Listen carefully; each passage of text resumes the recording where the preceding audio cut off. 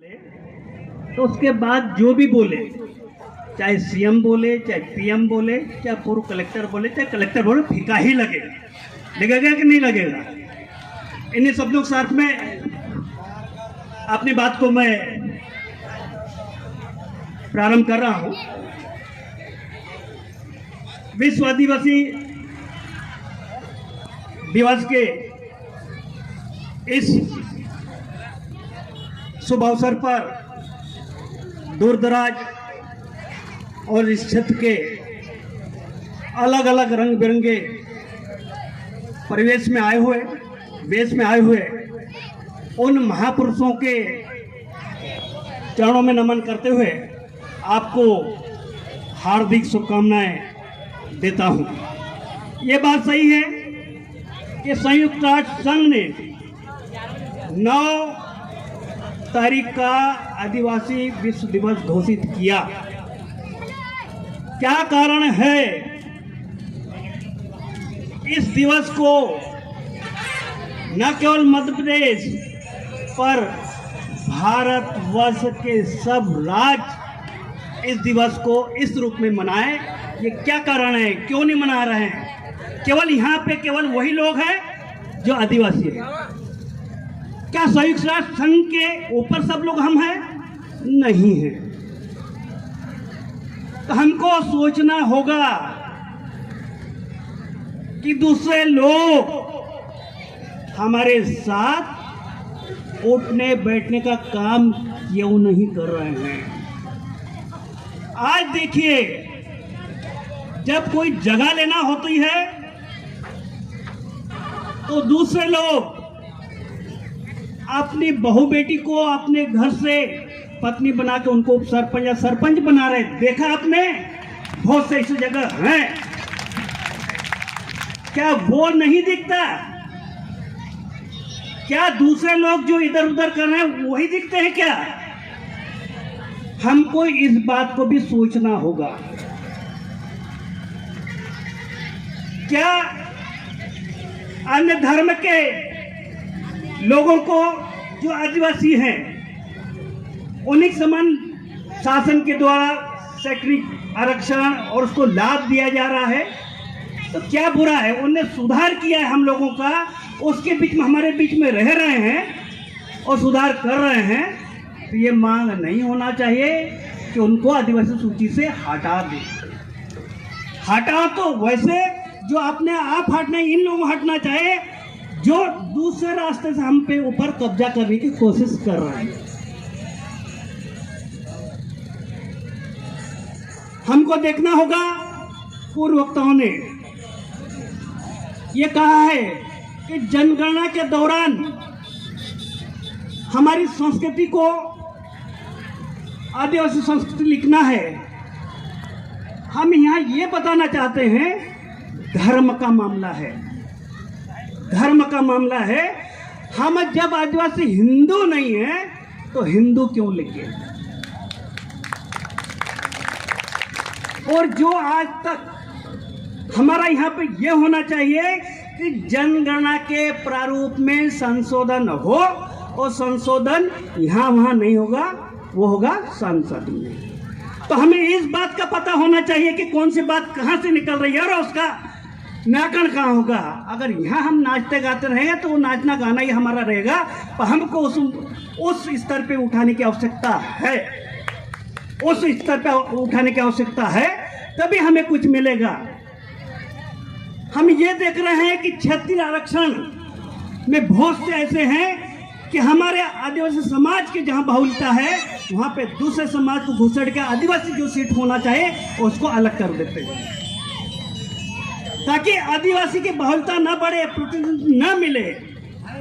इन बिंदुओं को पढ़े लिखे लोगों को ध्यान देने की आवश्यकता होगी।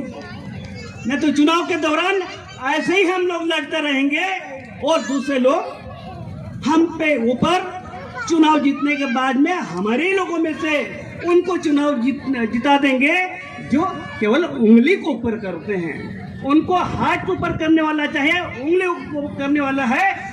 जो गलत ढंग से हाथ ऊपर करता है उसको काटने वाला नहीं चाहिए। जो हमको सोचना होगा,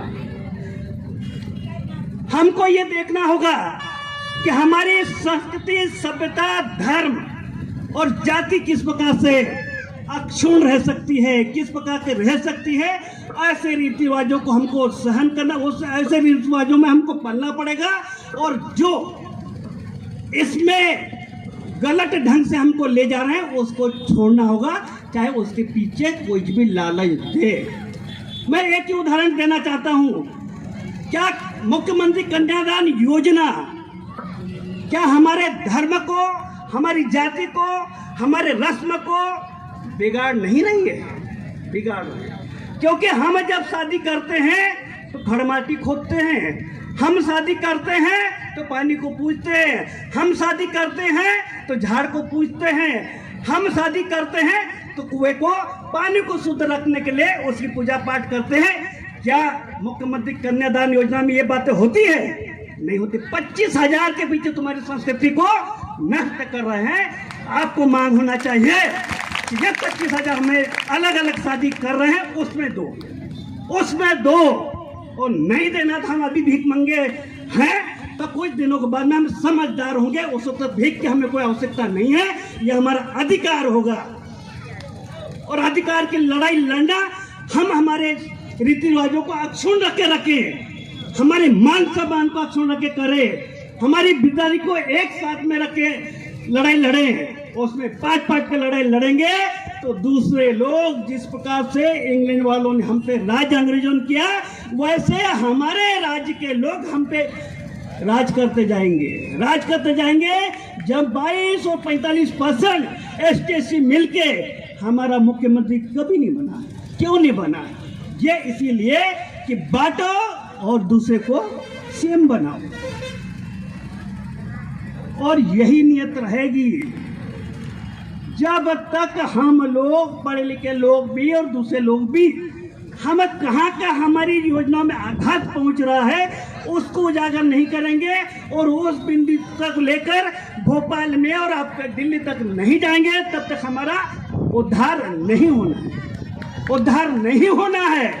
केवल चुनाव में आपको सरपंच बना देंगे, उप सरपंच बना देंगे, कहीं कहीं विधायक बना देंगे, कहीं पे मंडी अध्यक्ष बना देंगे, कहीं पे आपके जल योजना में अध्यक्ष बना देंगे। पर ऐसे अध्यक्ष बनाने से क्या होता है? हमको तो वो चाहिए असली हक, जहाँ से योजना बनती है उसको निर्धारित करने का हक चाहिए। जो हक नहीं मिल रहा है तो आपको, हमको इस समय वो बात सोचना है।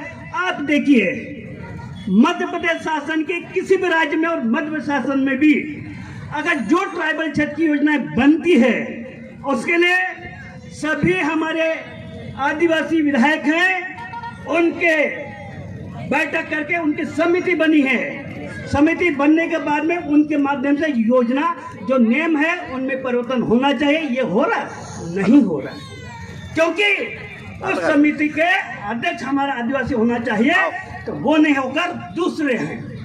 ये हमारे विधायकों की मांग होना चाहिए कि जिस समिति के माध्यम से आदिवासियों की समिति हो, उसका अध्यक्ष भी आदिवासी हो, दूसरा क्यों बने?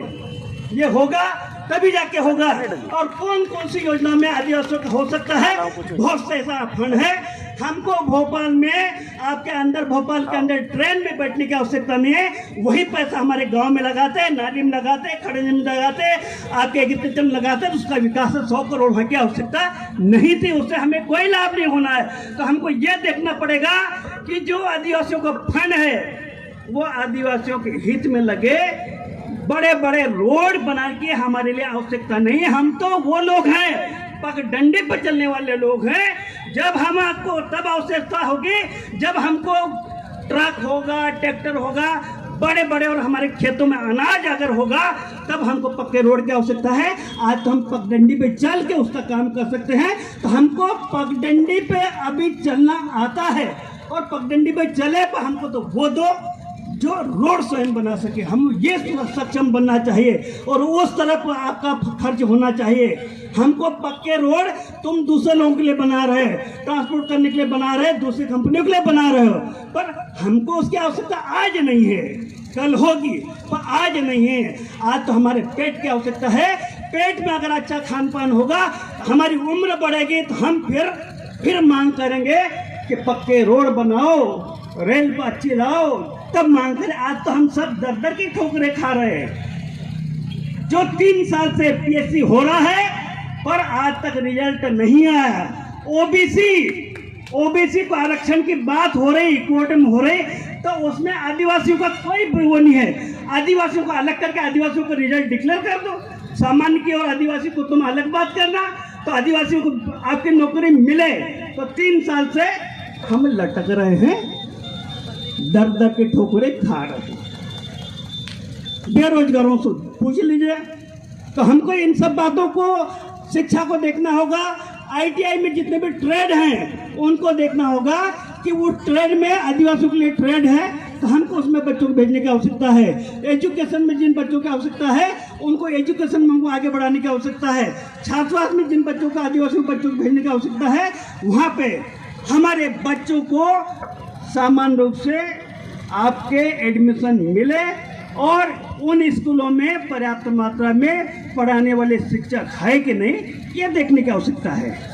तो इन सब बातों को देखने की आवश्यकता है और ये आदिवासी समिति की देखने की आवश्यकता है।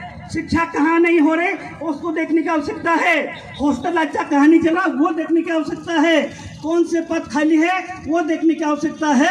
और आपके एग्रीकल्चर सेक्टर में कहाँ का हमारे नहरें, तालाब और ट्यूबवेल होना चाहिए और उन्नत किस्म के बीज मिलना चाहिए, ये देखने का अवसर किस योजना से मिलना चाहिए ये देखने की आवश्यकता है।